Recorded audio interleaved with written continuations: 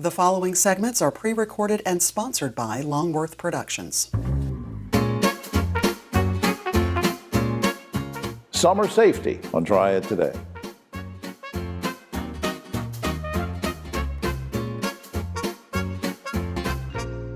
Hello everyone, I'm Jim Longworth and welcome to another edition of Triad Today, coming to you from the lovely Senior Botanical Garden in Kernersville. We'll tell you more about them later on. And later on is when the roundtable shows up. We'll get into all sorts of controversial topics, so stay tuned for that. Some great guests and important information coming your way throughout the half hour. Where we want to start is talking about ways to maybe prevent certain types of things from happening during the summer. And we'll be specific in just a minute. But first, I want to introduce you to a first-time visitor to the show. Dr. Matthew Seckler is a hospitalist with Northern Regional Hospital. Good to see you. Yeah, it's good to be here. Said you've been here 3 years at Northern. Sure enough. And we're glad to have you. Let me just, before we get started, I'm interested in your background and, who or what maybe influenced you to want to go into medicine. Yeah, so I'm actually a local fella. I'm from Lexington, North Carolina. Okay. Actually between Lexington and Salisbury, where the Yadkin runs. Right. That's where I'm from, where Bill's truck stop is. Yeah, either way, barbecue country. That's right, exactly. Right. And so I'm from there, and yeah, I went to Wake for undergrad and med school. I had the good fortune to be born both poor and bright, so I got good scholarships to go to Wake. They took care of me. Other people in your family have been in healthcare, or? So my dad actually worked at Cone Mills back when Cone Mills employed people in any significant amount. Right. And the 90s were not good to manufacturing jobs in our region. And so whenever he lost his job in 98, he went back and became a nurse. Really? Yeah, at the age of 40 something. That's great. Yeah. So that must have been inspiring to you. Exactly. It's like, so one, seeing hard work pay off, and then two, my dad, he would never wanted to be in a situation where he couldn't have a job again. And so then it's like, okay, well, that helps inform a young man's career decisions and what you might want to do. So I was always good at sciences. I liked helping people, and then seeing my dad go in the healthcare field, that helped make that decision. I think that's just great. That's just great. Now, I'm going to be ignorant for a second, which for me isn't hard to do. But when you sent me an email and the title, I looked at it and said hospitalist. What does that mean? Yeah, so back in the older days, you'd have your regular doctor, and then you'd get sick with pneumonia, and then your regular doctor would be the one who'd admit you. That was how the old model used to work. Right. Well, your regular doctor is very good, but nobody can be in two places at once, right? And so then basically through the 90s, you saw the rise of hospitalist medicine, where you've got dedicated doctors for the hospitals and dedicated doctors for the outpatient. I'm with you. Instead of doing two things poorly, you do each thing well. Okay. And so it really sets everybody up for success. Hospitalists get patients generally out of the hospital faster. They get them the right antibiotics in the right kind of time frame. Right. They recognize acuity faster. Outpatient doctors do a very good job of getting people on outpatient meds. Absolutely. Now, let's get toward the summer thing here. And I want to get to heat stroke in just a second, because I'm assuming you see a lot of that in the summer. But what are some common things you see happening to people, either in injuries or illnesses for summer months? It really kind of depends on demographic, right? So younger people that work in farming, the classic thing is farm trauma. People getting injured, starting up the tractor, spraying, things breaking, hydraulic lines busting. Right. Those generally, as a hospitalist, I'm a medicine doctor who works in the hospital. I don't manage trauma cases, but you do certainly see more of them in planting season and whatnot. Right. Then, your classic summer injuries, sports, you see that later in the summer when sports camps start, that kind of thing. We see all of it. And believe it or not, you see a lot of the same stuff you'd see in the wintertime too. Asthma attacks, Right. pneumonia, those kind of things. Well, what are the signs and symptoms of heat stroke? So heat stroke in general, I'd like to characterize kind of heat exhaustion and heat stroke. All right. Two kind of conditions that go together, the difference being severity. So the body has means of cooling itself, right? And sweat, right? And then feeling hot and wanting to move to the shade. That's your body saying, hey, buddy, you're getting too hot, let's cool off. Right. So basically, you have heat exhaustion and heat stroke, finally. It's kind of like the ultimate condition. Right. Once those mechanisms have failed. So, for example, if I'm out digging a ditch and I get hot, I start sweating, okay, I'm getting hot. Well, I run out of water. I keep digging that ditch, it's 95 degrees, it's now noon, the sun's beating down. Well, eventually you'll get so hot, you don't sweat, you stop sweating because you run out of water to sweat with. Right, right. You'll start getting headaches, nausea, feeling weak, and that's when you're really in heat exhaustion. So the key to everything then, because we're almost out of time, the key then is to keep hydrated, right? Hydrating, take breaks. It's kind of how good you cool is a relation of a couple factors: the intensity of the sun, how hot it is, and how humid it is. The more humid, the less you sweat. The brighter the sun, the more energy is getting dumped on you. Right. So kind of taking all those factors in, breaks are your friend, water is your friend. All right, that's good advice. I want to get you back sometime. There's a million things we can talk about. Up on screen, though, choosenorthern.org is a general website, choosenorthern.org. I please hope you will check that out. Doc, will you come back sometime? Oh yeah, it's fun. And bring me some barbecue. That's right. We'll be right back after this.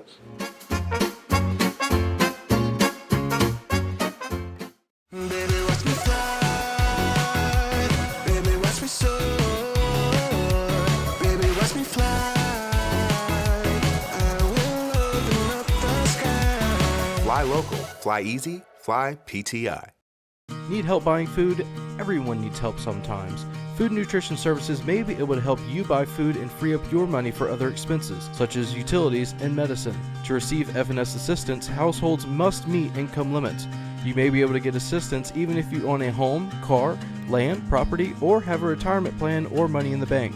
Second Harvest Food Bank of Northwest North Carolina team members can help you with the application process over the phone. To receive help or if you have any questions, call 336-422-7758. Hi, I'm Jim Longworth, reminding you that Triad Today is now streaming on WFMY Plus, available free on Roku and Amazon Fire TV.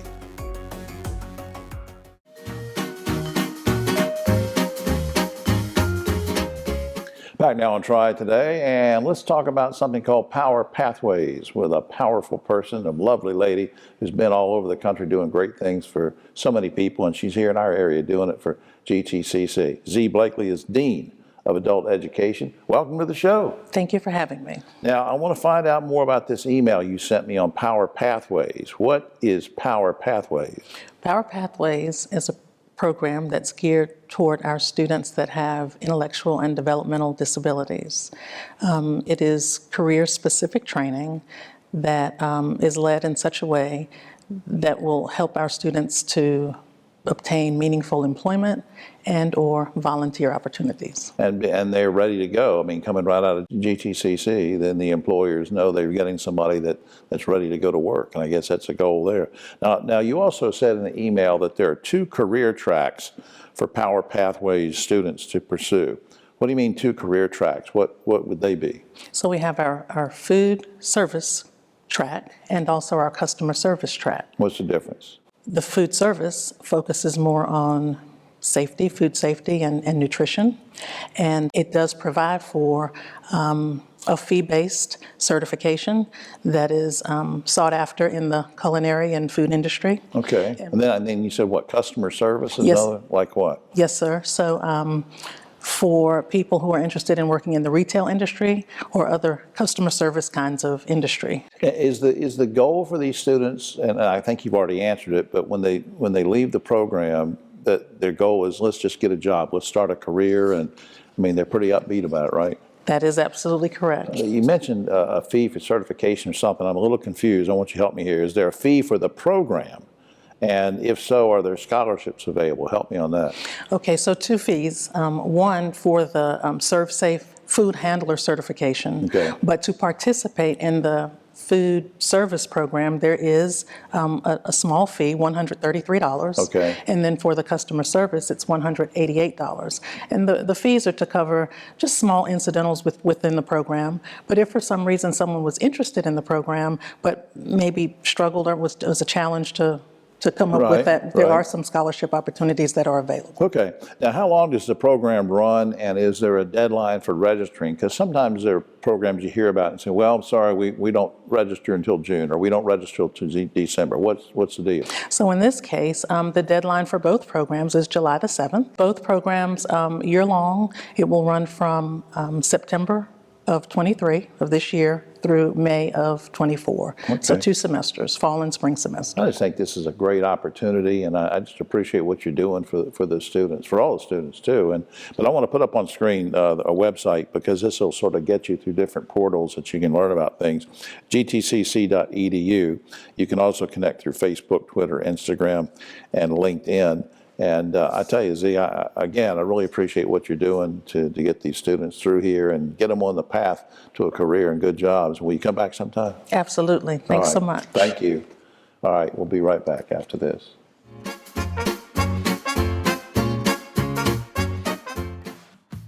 What are you waiting for? Your future awaits at Guilford Technical Community College. Make amazing happen. Everyone could use a little help with their bills, especially these days. At Duke Energy, we're offering easy ways to help keep your energy bills more manageable.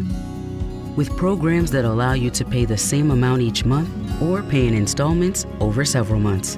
Plus, special financial assistance from the Share the Light Fund for those facing hardships.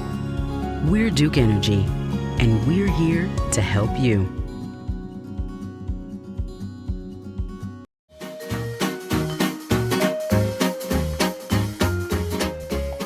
Right now on Triad Today, and I always like when we can spend a few minutes with this lovely lady. She's been with us before, and she and her team and the good folks at Mountain Valley Hospice and Palliative Care do so much for so many people, and we appreciate that. We're talking about, of course, Christy Bird, who's Director of Inpatient Units for Mountain Valley. Good to see you again. Thank you. Good to see you. Now, most hospice patients receive care at home. We know that. We did that pretty much with our parents. But you also operate 2 hospice homes. Yes. Where are they located? We have one located in Dobson, North Carolina, and one located in Yadkinville. And now, let's say the one in Dobson, you've served, what, thousands of people, patients? We've served over 7,000 people since 2009. Now, I know we didn't rehearse this or anything, but when is it, and Christy, when is it appropriate for a family or patient to sort of decide, well, maybe we started out with hospice care at home, but we really ought to go to a hospice home?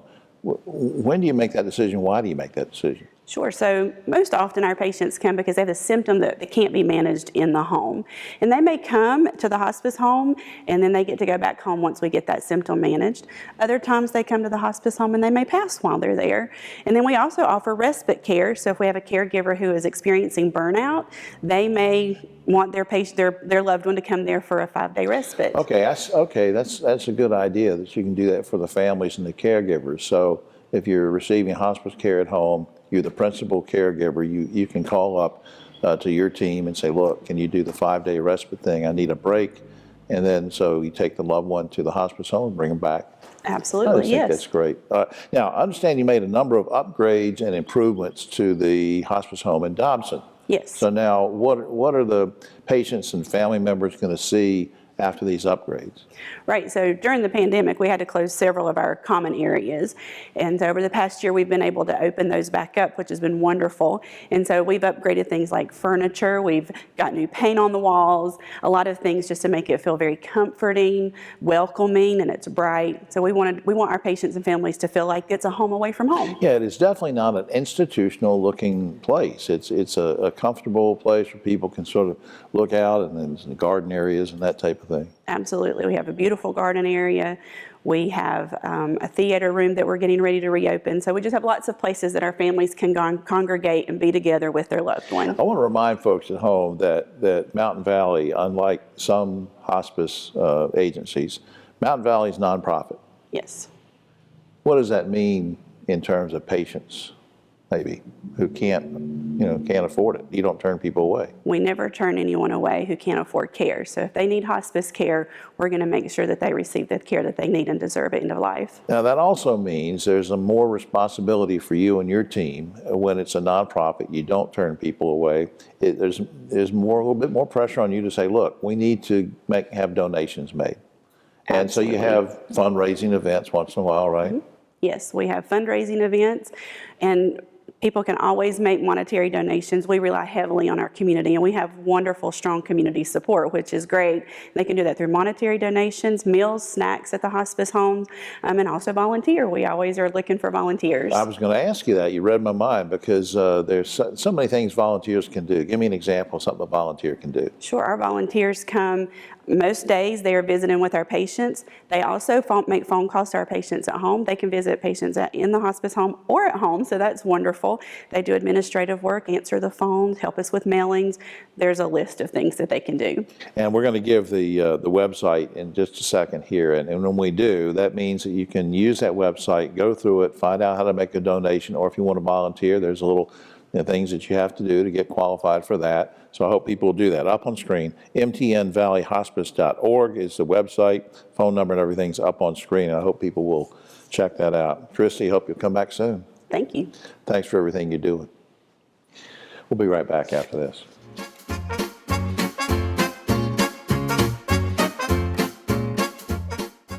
My mother passed away on a Monday night. My dad and I were with her. What would have been a dreadful experience at home was a blessing at the Woltz Hospice Home in Dobson. Mama was safe and comfortable. So were we. We were even able to bring our dog Gracie for a visit. From their in-home care to their hospice homes to helping us after she was gone. The people at Mountain Valley Hospice made us better people and became family. Veterans, when you're struggling, soon becomes later, becomes someday, becomes when. Don't wait. Reach out. Find resources at va.gov/reach. Hi, I'm Jim Longworth, reminding you to catch my column Longworth at Large and Yes Weekly every week. It's available throughout the Triad, or you can go online, yesweekly.com.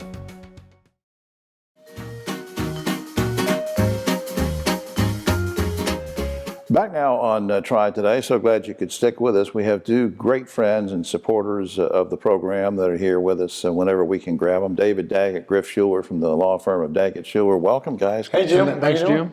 We think it's appropriate for this time of year to talk about summer safety tips, especially as it refers to kids, guys.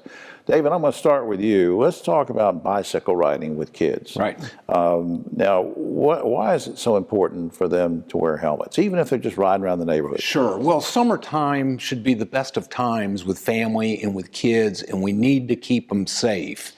And when you're bicycling, the number one thing is wearing a helmet, particularly with younger kids, because when you have a tip over in the driveway, whether you're on training wheels or a larger bike, your head tends to lead the way. All right, yeah. And a helmet prevents 90% of all head injuries. I want parents to really listen to what David's saying. 90% of all head injuries.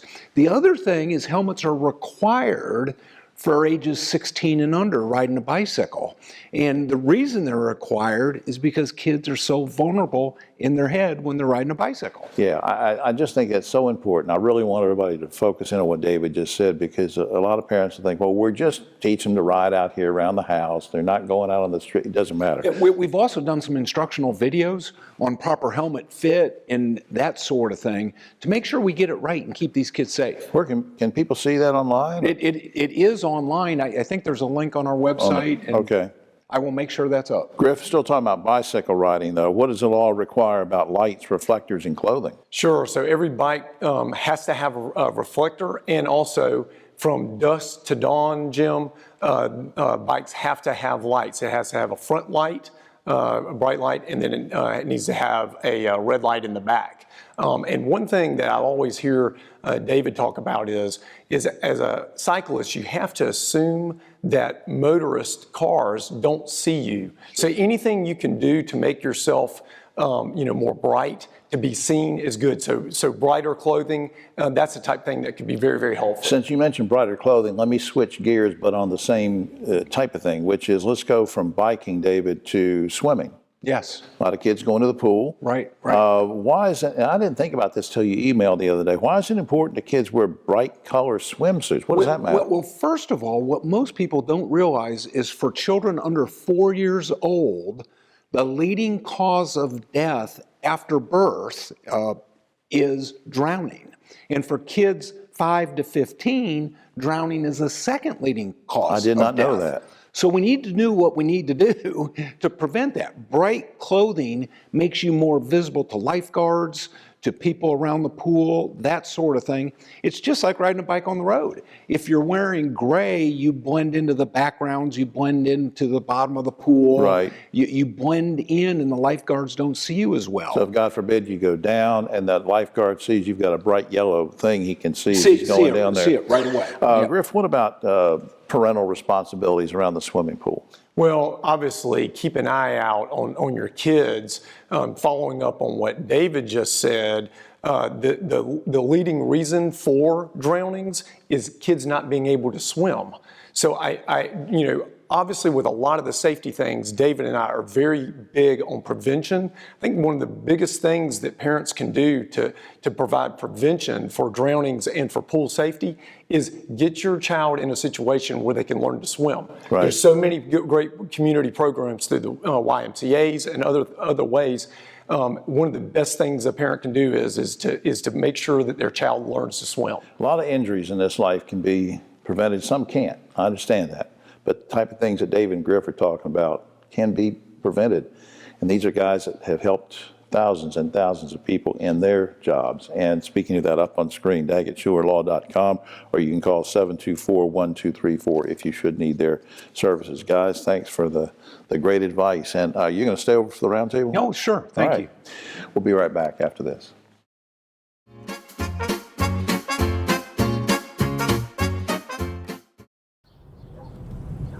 You know, it's hard to believe the Safe Sober program has been going strong for over 30 years. And over 600,000 students have made the pledge to stay safe and sober on prom night.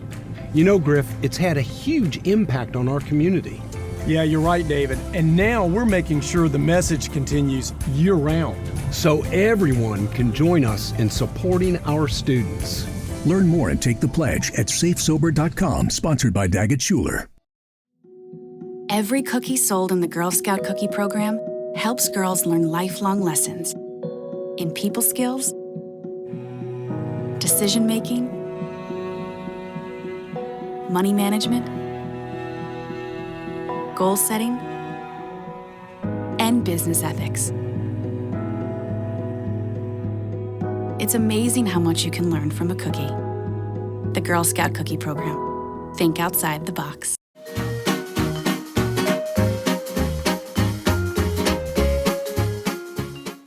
Back now on Triad Today, just about time for the roundtable, but a quick shout out to our good friends here at Senior Botanical Garden in Kernersville. Hope you will visit the garden, check out the website, come out here and see all the beautiful things.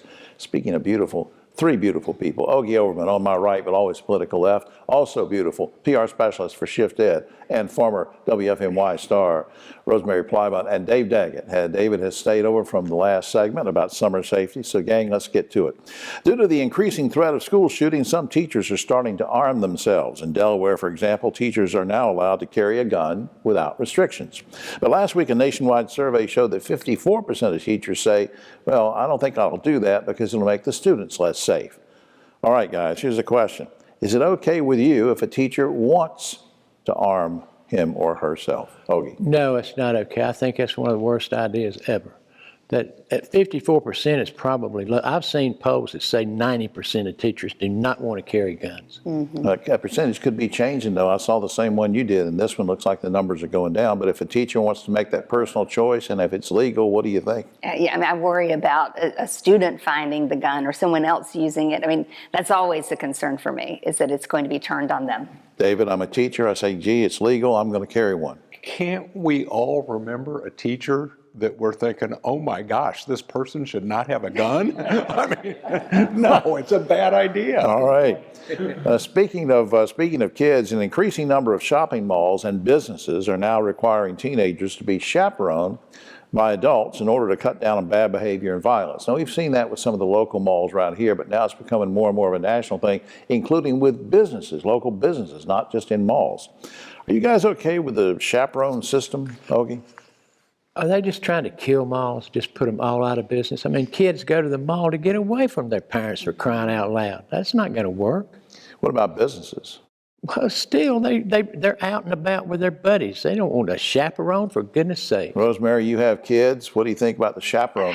You know, I don't think it's a great idea. I think it's bad for business. You know, if a business wants to make that decision, that's certainly their prerogative. But I would say it's probably not a great choice. You know, they have a lot of spending power, teenagers these days. These businesses want to cut down on bad behavior and distractions and whatever. What do you think about chaperone? I'm going to disagree. Our young people today need leadership, guidance, and direction. They're not getting it, unfortunately. And that burden shouldn't fall on bad behavior in public places. Okay. And if public places are having a legitimate, documented issue, they should be able to take steps to address that issue. I'm not in favor of it. I am in favor of addressing the issue. Okay. As of last week, it's now illegal in New York City to discriminate against someone based on their height or weight. Now, San Francisco, Washington, D.C., and some other cities have passed similar ordinances. A number of business leaders oppose these ordinances. They say, well, I might only want to hire employees that look a certain way. And they worry about enforcement once these things go into effect. Guys, are you okay with ordinances like this, Ogie? Yeah, I am, because I tell you, and I've noticed this, a lot of employers hire people that look like them. And I think that is totally unfair. Make it merit-based, period. Racial, gender, the whole thing. It looks Yep. like me. I'm going to hire somebody like me. Rosemary, what do you think about these ordinances so you can't discriminate against height or weight? Yeah, I definitely agree with that. I think that's the right way to go. I mean, I think enforcement, that is a question. How are you going to enforce it? How are you going to decide whether that person was not hired just because they didn't fit into a certain look? I don't have any idea how that David, happened. in a court of law, I mean, that's in your bailiwick, sort of. I mean, how are you going to prove that, hey, I was 10 pounds heavier Right. than... Well, some jobs require physical requirements. Have to be able to walk, have to be able to stand, have to be able to lift. There's occupational things there. But beyond those occupational requirements, discrimination is discrimination. And I'm against any form of discrimination. All right. Very quickly, let's do this one. An increasing number of automobile manufacturers are now eliminating AM radio from all future cars and trucks. Is this the end of AM radio, or will it survive with Bluetooth? Quickly, Ogie. I think there's a huge backlash going on. I'm hearing ads on FM radio supporting AM radio because people my age, your age, grew up on AM radio. There's a special place in my heart for AM radio. Rosemary, you're the young one here. What do you think? Is AM gone? And I think it'll survive, at least for a while, with Bluetooth and with streaming and with podcasting. David. I think AM radio has to evolve to fit the present day circumstances, and I think it will, and I don't think it's going away. All right, a new national survey ranks North Carolina as the 6th most romantic state in America. Do you think our state is romantic? And are you a romantic person, Ogie? I'd like to see the criteria, the measure of how they figure that out. But yes, I am indeed a romantic person. Rosemary. Yes, and North Carolina is very romantic. Mountains, coast, Piedmont, we've got it all. David. Absolutely, and I'd like to call my first witness, Cynthia Daggett. She will testify on my behalf. All right. Finally, guys, Amazon just had to pay $30 million in damages for violating customer privacy. It seems like their Alexa, Echo, and Ring devices, when placed in a bathroom or bedroom, can record documents doing private things. Guys and gals, do you have a camera in your bedroom or bathroom, Ogie? What do you ask these questions like this? Rosemary, do you have a... No. David? My Echo does not have a camera. Okay. Oh, but it's listening to you. Well, maybe. Well, we can hear David saying certain things. That's all right. Well, that's all these are privacy people. That's all the time we have. Oh, except for this, scientists are now warning that these artificial intelligence robots will very soon be able to tell a man what to do. Hey, said one man, we already have that. It's called a wife. You know what I'm talking about. Hey, wait a minute. With all deference to Rosemary. I'm Jim Longworth. We'll see you next week.